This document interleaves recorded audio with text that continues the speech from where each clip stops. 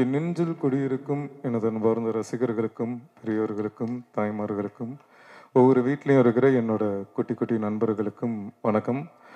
Hotspot two மச்சோட success மீட்டுக்கு வந்திருக்கேன். படம் ரொம்ப நல்லா இருக்குன்னு கேள்விப்பட்டேன். ரொம்ப நன்றி. முடிஞ்ச அளவுக்கு மக்கள்கிட்ட சொல்லுங்க. நன்றி, தேங்க்யூ. ரஜினி மாதிரி ஒன்று பண்ணுங்க. என்னன்னா ரஜினி மாதிரி. ரஜினி சார் அண்ணா கடைசியில் இல்லை. ஓகே ஓகேவா? ஓகே, வேற யாருக்காவது வேற கேள்விகள் இருந்தா கேட்கலாம். ஹாட்ஸ்பாட் 3லயும் சொல்லுங்கண்ணா. ஹாட்ஸ்பாட் 1ல இருந்த சில பேர் இதுல இல்ல. ஹாட்ஸ்பாட் 2ல பயங்கர சக்சஸ் ஆயிடுச்சுன்னு சொன்னீங்க 4 நாள்ல. ஆமாண்ணா. 3லயும் இதுல இருக்க டீம்ல முக்காவாசி பேர் இருப்பாங்களா இல்ல? அது தெரியலண்ணா, இதுக்கப்புறம் தான் தெரியும். இன்னும் முடிவு பண்ணலண்ணா. அஸ்வின் இருக்காரா? தெரியலண்ணா, இப்போ வரைக்கும் முடிவு பண்ணல. மேபி நான் இருப்பேன், ப்ரொடியூசர் தான் சொல்லணும் சார். அப்புறம் பிரியா பவானி சங்கர் இங்க வராம இருக்கிறதுக்கு காரணம் ப்ரொடியூசர் தானா? ஏன்னா அவங்க எந்த ப்ரொமோஷனும் இல்லையே, ஜோடியா அவர் கூட போட்டீங்கன்ற வருத்தம் இருக்கும்னு நினைக்கிறேன். இல்லை, பிரியா பவானி சங்கர் வந்து ஒரிசால ஷூட்டிங்ல பிஸியா இருக்காங்க, அதனால தான் வர முடியல. சார் அப்புறம் இன்னொரு கேள்வி சொல்லுங்கண்ணா. மங்காத்தா உங்களுக்கு வந்து பாதிப்பு தந்தது. ஏன்னா திரௌபதி வந்து அவர் சொல்லிட்டே இருக்காரு எல்லா மேடையிலையும், மங்காத்தாவால தான் நான் வந்து எதிர்பார்த்த வெற்றி அடையல அப்படின்னு. ஆனா நீங்க வந்து மற்றவங்கலாம் கூட தேங்க்ஸ் கிவிங் மீட்டிங்னு வைப்பாங்க. நீங்க சக்சஸ் மீட்னே போட்டிருக்கீங்க. அதை எப்படி பாக்குறீங்க? உங்களுக்கு மங்காத்தா பாதிப்பை தரலையா? இல்ல, மங்காத்தா பயங்கரமா ஓடிட்டு இருக்கும் போதும் எங்க படம் வெற்றி ஆயிருக்கு. அதுதான் எங்களுக்கு சந்தோஷம். ஏன்னா இந்த 4 நாள் சூப்பரா பண்ணிருக்கு. அதான் நாங்க எதிர்பார்த்ததை விட பெட்டராகவே பண்ணிருக்கு. ஆனா மங்காத்தா வராம இருந்தா இதை விட ட்ரிபிள் பண்ணியிருக்கோம் அப்படின்ற ஒரு விஷயம் தான். ஸோ அது ஒரு சின்ன வருத்தம் இருக்க தான் செய்யுது. பட் ஆனா பாலா சொன்ன மாதிரி தெரியும் சேர்ந்து வந்திருந்தா இதுல பாதி தான் நாங்க பண்ணியிருப்போம். அதனால ஓகே அப்படின்றது தான்.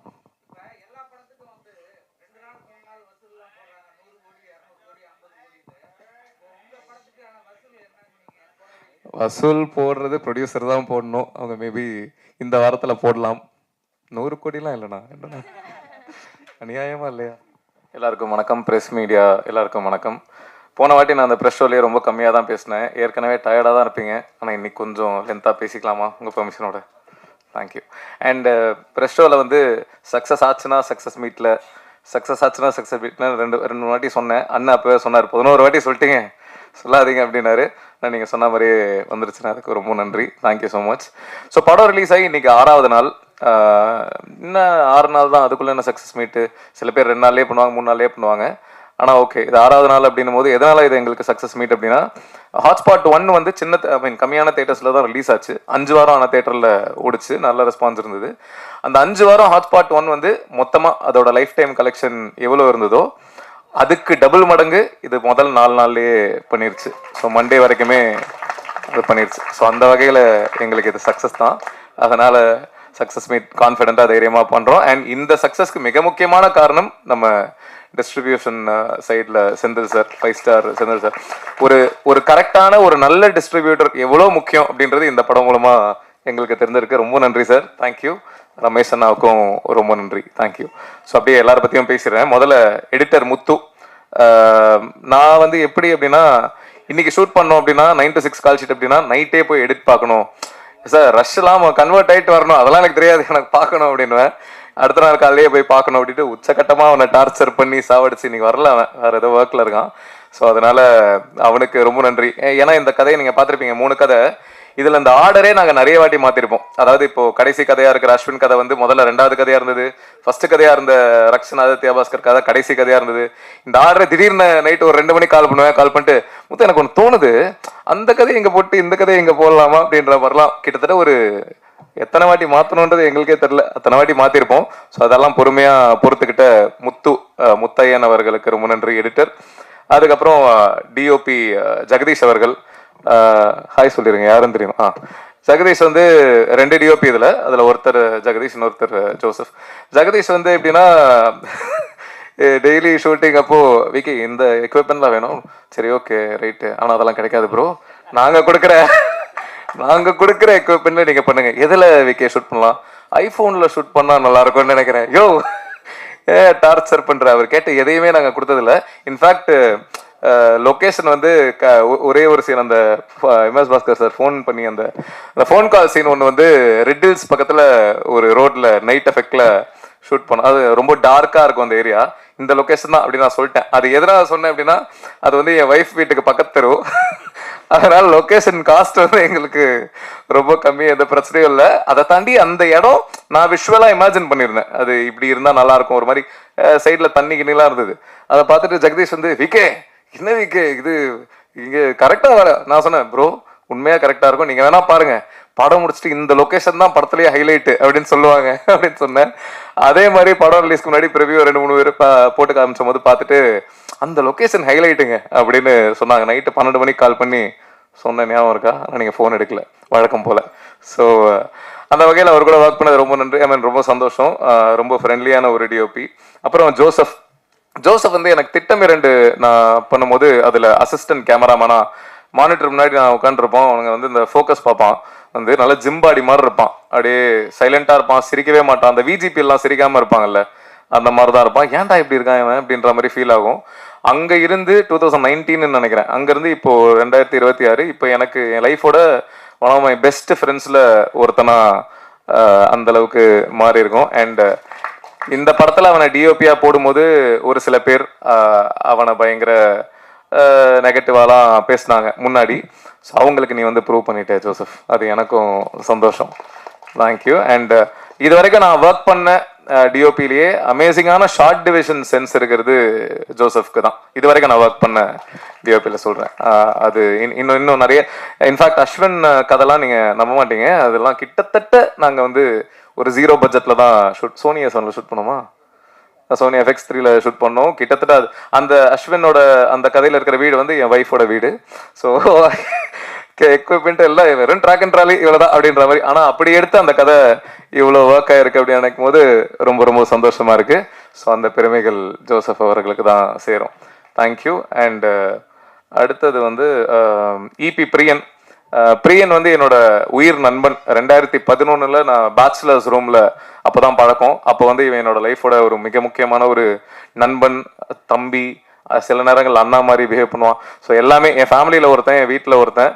ஸோ அவன் இப்போ இபியா இந்த ஹாட்ஸ்பாட் 1ம் சரி 2ம் சரி இருந்திருக்கான். நிறைய அவன் என்ன பண்ணுவான்னா, ரொம்ப பட்ஜெட் கன்ஸ்ட்ரெயின்ல தான் பண்ணுவோம். ஸோ இந்த ஆர்டிஸ்ட் இவள் தான் பட்ஜெட், நீ பேசிடுறா அப்படின்னு சொல்லிடுவேன். 2 lakhs தான் அப்படின்னு சொல்லிடுவேன். பேசிட்டு டே அவங்க 3.5 கேட்குறாங்கடா அப்படின்வான். டே பேசி கன்வின்ஸ் பண்ணிட்டு, டே இல்லடா அவங்களுக்கும் ஒரு லைஃப்னு ஒன்று இருக்குல்ல, டே நீ கம்பெனி சைடு இபியா அவங்களோட மேனேஜரானே தெரியலையே அப்படின்ற மாதிரி இருக்கும். அவன் வந்து இந்த முத்து படத்துல வர ரஜினி சார் மாதிரி யாரு என்ன உதவின்னு கூப்பிட்டாலும் போயிடுற ஒரு கேரக்டர். அதனால கொஞ்சம் இபினா ப்ரொடக்ஷனுக்கு சார்பா வேலை செய்யணும் பிரியன். அடுத்த வாட்டி அதை கொஞ்சம் பார்த்துக்கோங்க. அதுக்கப்புறம் வந்து மேனேஜர் லியாக்கத் அலி, அவர் தான் இந்த படத்துக்கு மேனேஜர். அவர் வரல, பிஸியாக இருக்காரு. அவர் என்ன மாதிரி அப்படின்னா, இந்த சென்னை 28ல இளவரசு சார் ஒரு வரல, அந்த மாதிரி ஒரு கேரக்டர் தான். பயங்கர ஃபன், அவர் வச்சு கலாய்ச்சிட்டே இருப்போம். ரொம்ப நான் பார்த்த மேனேஜர்ஸ்ல ரொம்ப எப்படி சொல்றது, ரொம்ப சின்சியரான ஒரு மேனேஜர்னு சொல்லலாம். ஆனால் உங்களுக்கு நன்றிண்ணா, தேங்க்யூ. அதுக்கப்புறம் ஆர்டிஸ்ட் யார் இல்லை, ஓகே ராபின், யூனிக்கான ஒரு கை அவர். அவர் வந்து இந்த ஒரு ஹார்ட் அட்டாக் போர்ஷன் படம் பார்த்தவங்களுக்கு தெரியும், ஒரு ஹார்ட் அட்டாக் போர்ஷன் இருக்கும். அந்த போர்ஷன் ஷூட் பண்றதுக்கு முன்னாடி வந்து ஹமரோ அந்த சீன்ல இருக்காரு. ஷூட் பண்றதுக்கு முன்னாடி வந்து ஃபுல்லா அது பேர் என்ன, தம் இல்ல, சுருட்டு அடிச்சுக்கிட்டே இருக்காராம். சுருட்டு அடிச்சு தம்மே வந்து ஒரு மாதிரி ஹார்ட் பீட் இன்க்ரீஸ் பண்ணும்.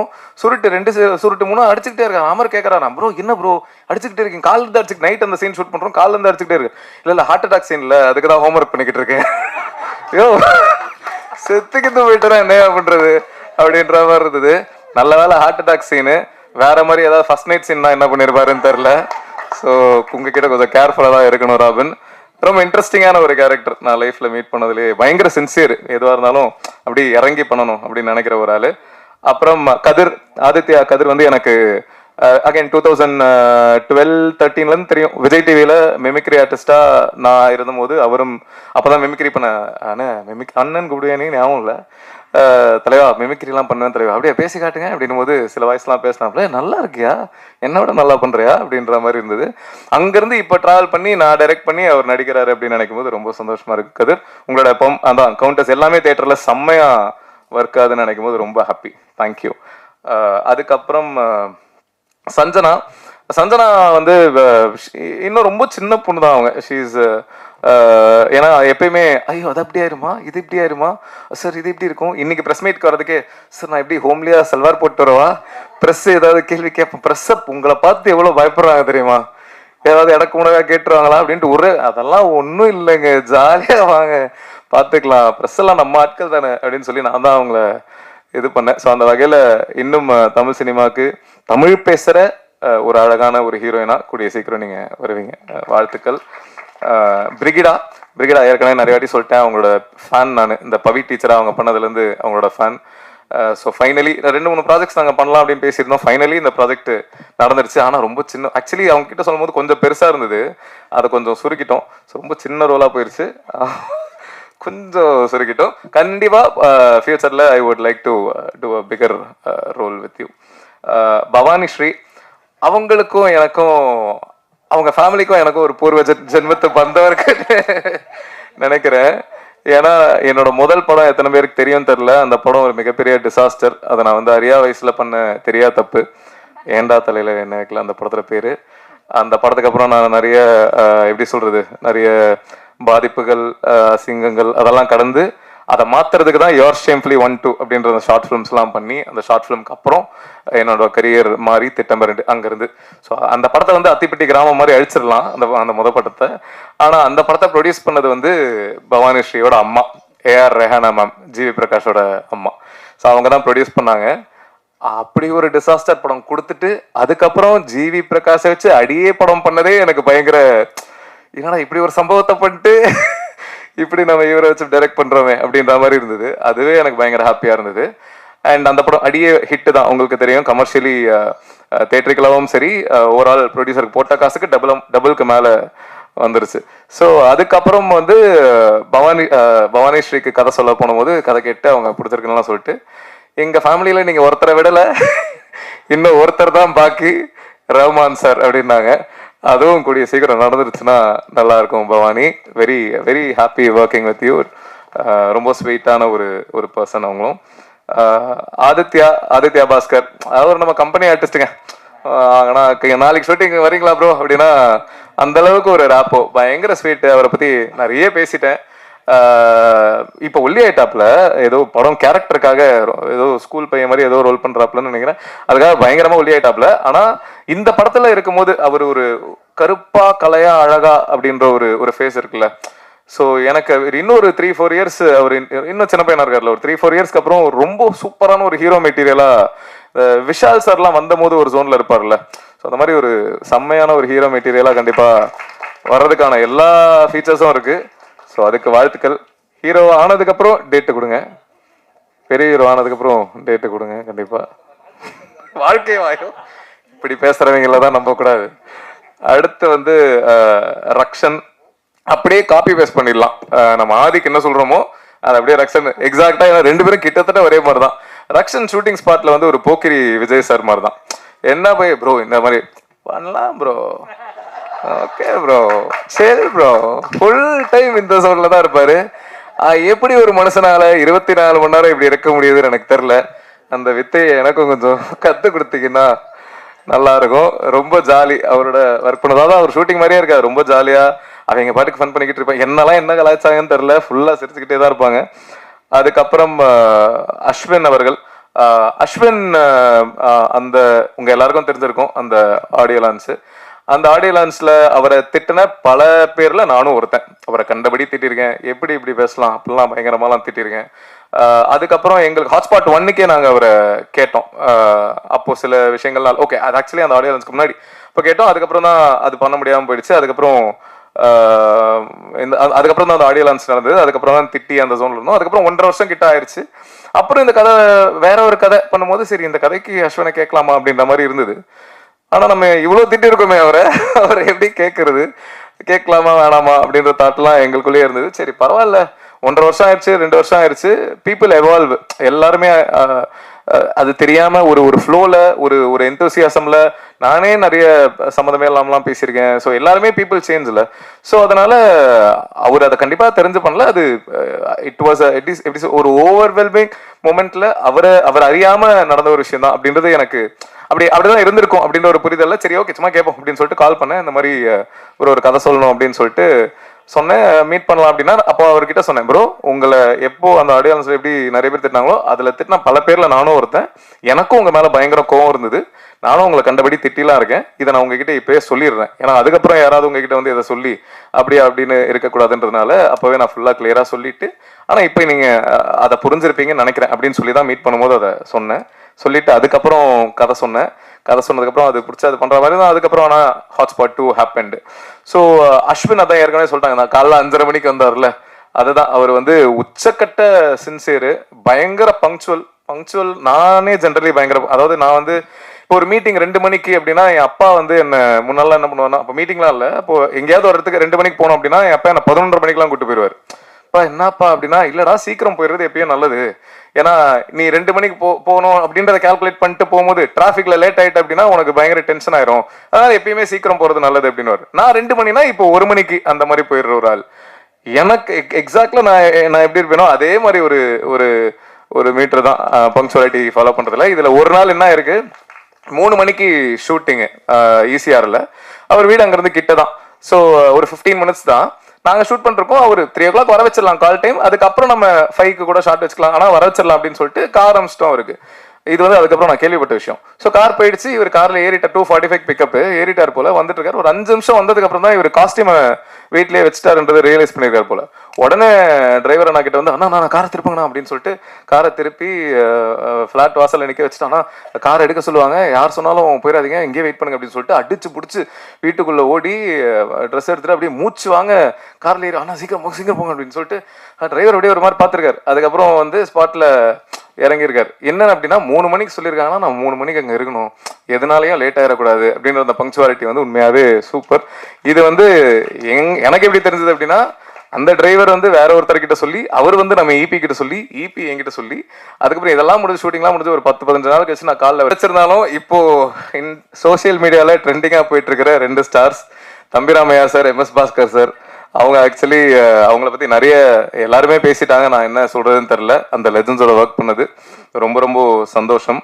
Thank you. And finally coming to producers, Suresh அண்ணா, அவர் எனக்கு பெங்களூரில் 2013-14 பழக்கம், என்னோட ஃபேமிலி மெம்பர் மாதிரி. அதான் அண்ணா, ப்ரொடியூசரை தாண்டி ஒரு அண்ணா தான். ஸோ அவரு கூட ஒர்க் பண்ணதில் ரொம்ப நன்றி. பெங்களூர் ரொம்ப சந்தோஷம். பெங்களூர் போனால் அப்படியே பெங்களூரே நம்மள் தான் அப்படின்ற மாதிரி பார்த்துப்பாரு. ஒரு வாட்டி போய் பார்த்தீங்கன்னா தெரியும், அந்த அளவுக்கு ஒரு ரொம்ப ஸ்வீட்டான, ரொம்ப ஹாஸ்பிட்டபிளான ஒரு பர்சன். அதுக்கப்புறம் அனில் ப்ரோ, அவர் இந்த படத்தில் ப்ரொடியூசராக, அவர் ஹாட்ஸ்பாட் 1 வந்து தெலுங்கு டப்பிங் ரைட்ஸ் வாங்கி தெலுங்குல ரிலீஸ் பண்ணியிருந்தாரு. ஹாட்ஸ்பாட் 2ல ப்ரொடியூசராக வந்திருக்காரு. ஒரு ப்ரொடியூசரை தாண்டி நானும் அவரும் பெஸ்ட் ஃப்ரெண்ட்ஸ் ஆகிட்டோம் அப்படின்னு சொல்லலாம். ஏன்னா டெய்லி 1 மணி நேரம் ஃபோன் பேசுவோம், ஜாலியாக பேசுவோம், என்னென்னவோ கலாய்ப்போம். அவரை நான் நிறைய ப்ராங்க்லாம் பண்ண கலாய்க்கலாம் செய்வேன். ஒரே ஒரு விஷயம் மட்டும் என்ன அப்படின்னா, 5 ஸ்டார் செந்தில் சார் வந்து படத்தை பார்க்கறதா ரொம்ப நாளாக போயிட்டு இருந்தது. அவருக்கு படம் போட்டு காட்டணும், இதுக்கு போட்டு காட்டணும் அப்படின்ட்டு இருந்தபோது அவர் வந்து ஆந்திரா, நம்ம அனில் வந்து, ஸோ அவர்கிட்ட ஃபைனலாக 5 ஸ்டார் செந்தில் சார் இன்னைக்கு படம் பார்க்குறாரு அப்படின்ற மாதிரி ஆயிடுச்சு. அப்போ அவரை கால் பண்ணி சொல்கிறேன், ப்ரோ படம் பார்க்குறாங்க ப்ரோ, பார்த்துட்டு இருக்காங்க, இப்போ செந்தில் சார் பார்க்குறாரு. அப்படியா ப்ரோ, சூப்பர் ப்ரோ, அவருக்கு படம் பிடிச்சிருமா, வாங்கிடுவாரா? இல்லை ப்ரோ பிடிக்கும் தான் நினைக்கிறேன், ஆனால் வாங்கிடுவாரான்னு ஏன் கேட்குறீங்க? இல்லை ப்ரோ செந்தில் சார் பார்க்குறாருன்னு சொன்னீங்களே, வாங்கிடுவாரா? ஆமாம் ப்ரோ செந்தில் சார் பார்க்குறாரு ப்ரோ, ஆனால் ஏன் ப்ரோ வாங்கணும்? இல்லை ப்ரோ அவர் 5 ஸ்டார் செந்தில் சார் அவர் டிஸ்ட்ரிபியூட்டர் வாங்குறதுக்கு ப்ரோ, அவர் இல்லை ப்ரோ கவுண்டமணி சாரோட நடிப்பார்ல செந்தில் சார், அந்த செந்தில் சார் பார்க்குறாரு ப்ரோ. ப்ரோ அவர் ஏன் ப்ரோ நம்ம படத்தை பார்க்கணும் அப்படின்னு ஒரு 10 நிமிஷம் அவரை, ப்ரோ புரியல ப்ரோ, இல்லை ப்ரோ அவர் பார்க்கணும்னு ஆசைப்பட்டாரு, அப்படியே ஒரு 10 நிமிஷம் அவரை செஞ்சுட்டு அதுக்கப்புறம் இல்லை ப்ரோ 5 ஸ்டார் செந்தில் சார் தான் பார்க்குறாரு அப்படின்னு சொல்லி அவரை கலாய்ச்சிட்டு இருந்தேன். ஸோ பயங்கர ப்ராங்க் பண்ணுவேன் அவரை. அதுக்கப்புறம் எல்லாரையும் சொல்லிட்டேனா?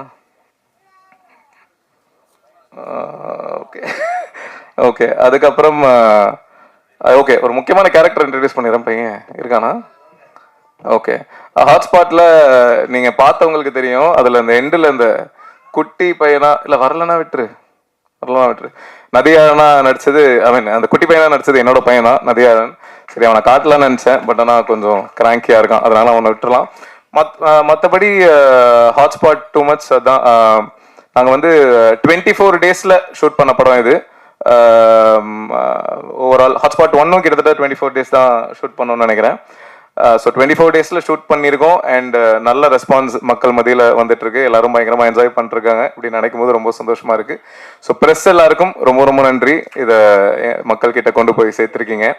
அதுக்கப்புறம் என்னடா ஓகே அதுக்கப்புறம் குறிஞ்சி சார், அவருக்கு கண்டிப்பா நன்றி சொல்லியே ஆகணும். ஏன்னா என்னோட எல்லா படத்துலையும் நீங்க நோட்டீஸ் பண்ணியிருந்தீங்கன்னா தெரிஞ்சிருக்கும், ஃபர்ஸ்ட் தேங்க்ஸ் கார்டு வந்து தேங்க்ஸ் டு குறிஞ்சி சார் அப்படின்ட்டு இருக்கும். அவர் யாருன்னா 2013 நான் வந்து என்னோட முதல் ஷார்ட் ஃபிலிம், முதல் கனவேன்னு ஒரு ஷார்ட் ஃபிலிம், நான் எதுவுமே பண்ணல. அப்போ எனக்கு ஜப்பான் போயிருந்தபோது அவர் பழக்கம், அவருக்கு என்ன பிடிக்கும் அப்படின்றதுனால இந்த ஷார்ட் ஃபிலிம் ப்ரொடியூஸ் பண்றதை கேட்ட போது எதுவுமே கதை கூட கேட்காம என்னை நம்பி 2 லட்சம் அந்த டைம்ல கொடுத்த குறிஞ்சி சாருக்கு ரொம்ப நன்றி. ஏன்னா அவர் அப்போ கொடுக்கல அப்படின்னா இப்போ ஹாட்ஸ்பாட் 2 வரைக்கும் வந்திருக்காது. ஸோ குறிஞ்சி சாருக்கு ரொம்ப நன்றி, ரொம்ப ரொம்ப நன்றி. For ever I will be grateful for that sir. Life ஃபுல்லாக எல்லா படத்துலையும் முதல் தேங்க்ஸ் கார்டு உங்களுக்கு தான் இருக்கும். மற்றபடி என் ஒய்ஃப் வந்திருக்கா, ரொம்ப நன்றி. நிறையா தான் இன்ட்ரடியூஸ் பண்ண நினச்சேன், பட் பரவாயில்ல. யா, ஸோ தேங்க்யூ. மக்களுக்கு சொல்லுங்க. என் கடைசியாக ஒரே ஒரு விஷயம், ட்விட்டரில் வந்து ஓகே ஓகே இந்த ஃபர்ஸ்ட் கதை, இந்த ஃபேன் வார் வந்து யாரோ ஒருத்தரை 1 ஸ்டாரை 2 ஸ்டாரை நாங்கள் குறிப்பிட்டு சொல்லியிருக்கோம் அப்படின்ற மாதிரி ஒரு டாக் வந்து சோஷியல் மீடியாவில் போயிட்டு இருக்கு. அது அப்படி கிடையாது. ஜென்ரலாகவே இந்த ஃபேன் வர்ஷிப் அப்படின்ற ஒரு விஷயத்த தான் நாங்கள் பேசியிருக்கோம். அதை 2 ஸ்டார்ஸ் மூலமா சொன்னா அது நல்லா இருக்கும், ஈஸியா புரியுன்றதுக்காக தான் சொல்லியிருக்கோம். அதாவது இந்த ஜெனரல் ஃபேன் வர்ஷிப்ன்றது, இப்போ தோனி ஃபேன்ஸ் வந்து கோலியை திட்டுறாங்க, கோலி ஃபேன்ஸ் தோனியை திட்டுறாங்க, ஒரு மியூசிக் டைரக்டரோட ஃபேன்ஸ் இன்னொரு மியூசிக் டைரக்டர் திட்டுறாங்க. இது எல்லாத்தையுமே தான் நாங்கள் பேஸ் பண்ணி பேசியிருக்கோமே தவிர 1 ஸ்டாரையோ இல்லை 2 ஸ்டார்ஸையோ குறிப்பிட்டு நாங்கள் சொல்லவே இல்லை. ஸோ அந்த மாதிரி தப்பா ப்ரொஜெக்ட் ஆகக்கூடாது. அப்படி சில பேர் அதை அப்படி எடுத்துக்கிட்டீங்க அப்படின்னா அது அப்படி கிடையாது அப்படின்றத தெளிவுபடுத்திக்கிறேன். அதுக்கப்புறம் ட்விட்டர்ல தம்பிராமையா சாரோட அந்த போர்ஷன்ஸ் பயங்கர வைரலா போயிட்டு இருக்கு. அண்ட் அதுக்கு ஒரு சில பேர் மாற்று கருத்துக்கள் சொல்லிட்டு இருக்காங்க. அது அப்படி சொல்றதுக்கான எல்லா உரிமையும் இருக்கு. இப்போ ஒரு படம் வந்து அவங்களுக்கு பிடிச்சிருக்கு அப்படின்றது அவங்களோட கருத்து, பிடிக்கல அப்படின்றது அவங்களோட கருத்து, வர்க்காலன்றது எப்படி இப்படி சொல்லலாம் அப்படின்றது அவங்களோட கருத்து. அதை நான் ட்ரூவா ரெஸ்பெக்ட் பண்றேன். ஸோ ஃபெமினிஸ்ட்ஸ் நிறைய பேர் வந்து அதுக்கு வேறு சில கருத்துக்கள் இருடா ஃபெமினிஸ்ட்ஸ் ஒரு சில பேர் சரி ஓகே அவனை இன்ட்ரடியூஸ் இந்த கண்டென்ட் மட்டும் சொல்லிடுறேன். ஸோ ஃபெமினிஸ்ட்ஸ் ஒரு சில பேர் வந்து அதுக்கு ஒரு சில கருத்துக்கள் வந்து சொல்லிட்டு இருக்காங்க. பட் ஆனால் அதான் அது அவங்களோட கருத்தா இருக்கிறது ஓகே தான். பட் ஆனால் ஒரு சில பேர் வந்து படத்தை ஃபுல்லா பார்க்காம 2 நிமிஷம்டா, பட் ஒரு சில பேர் வந்து அதான் அந்த ஃபெமினிஸ்ட் சரி வாடா ஸோ அந்த குட்டி பையனா படத்துல நடிச்சது வந்து இவன் தான், நதியாதன். சொல்லுத்தாங்க டாடி, சொல்லுத்தாங்க டாடி, சொல்லுத்தாங்க டாடி, சொல்லுத்தாங்க. இவ்வளவு நேரம் சொல்லிட்டுருந்தியாடா? சரி ஓகே, இவர் தான் நடிச்சிருந்தாரு. ஸோ இவர் இன்ட்ரடியூஸ் பண்ண போதுமா? ஹாப்பியா? ஓகே.